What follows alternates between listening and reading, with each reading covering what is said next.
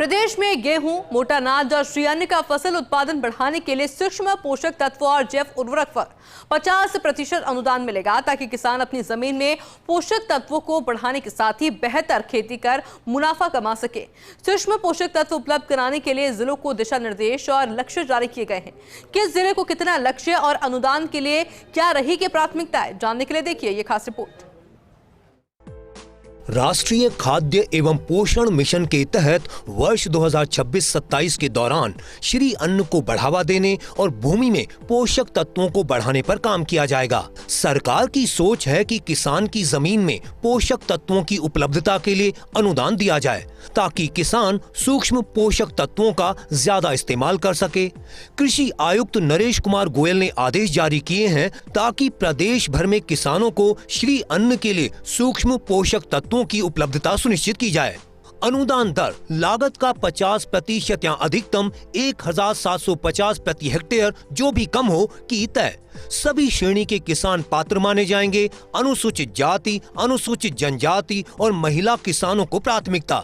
गेहूं, मक्का, जौ, बाजरा और ज्वार फसल को किया गया शामिल। एक किसान को अधिकतम 1 हेक्टेयर तक, प्रदर्शन का न्यूनतम क्षेत्र 0.4 हेक्टेयर और अधिकतम 2 हेक्टेयर क्षेत्र सीमा तय की गई। विगत 2 वर्षों में योजना का लाभ ले चुके किसान इस वर्ष पात्र नहीं होंगे।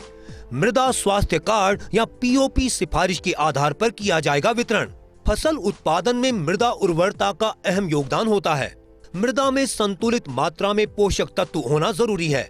इससे फसल उत्पादन में बढ़ोतरी होती है, लेकिन सूक्ष्म पोषक तत्वों की कमी के चलते मृदा की उर्वरक क्षमता कम हो जाती है। ऐसे में जैव उर्वरक जैसे rhizobium, azotobacter, acetobacter, azospirillum, potassium mobilising biofertiliser, phosphate solubilising bacteria, zinc solubilising bacteria, mycorrhiza, carrier based consortia, phosphate solubilising fungal biofertiliser इत्यादि मृदा में अनुपलब्ध पोषक तत्वों को उपलब्ध पोषक तत्वों में परिवर्तित कर देते हैं, जिसके कारण मृदा की उर्वरा क्षमता बढ़ जाती है। इसलिए सूक्ष्म पोषक तत्वों एवं जैव उर्वरकों की कृषि उत्पादन में महती उपयोगिता को देखते हुए कृषकों को 50% अनुदान पर उपलब्ध करवाए जा रहे हैं।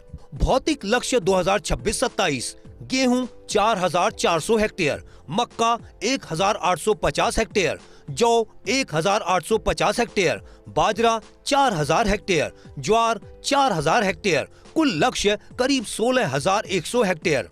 अनुदान के लिए आवेदन इच्छुक किसान स्थानीय कृषि पर्यवेक्षक, सहायक कृषि अधिकारी के माध्यम से प्रार्थना पत्र दे सकता है। सिफारिश के बाद सहकारी समिति, एफपीओ, लैंपस से अनुदानित दर पर खरीदारी कर सकेंगे। अनुदान राशि सीधे संस्था को या डीबीटी के माध्यम से किसान के खाते में पहुंचेगी।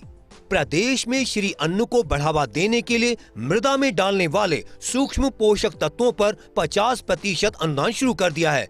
अब इसके लिए लगातार मॉनिटरिंग और किसानों को सही समय पर सलाह दी जाए तो निश्चित तौर पर फसल उत्पादन बेहतर होगा।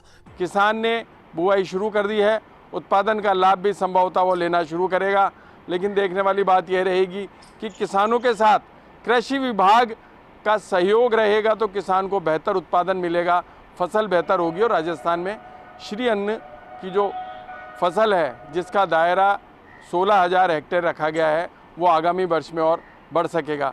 अब यह रहेगा कि किसान के लिए कृषि विभाग कितना सहयोग कर पाता है।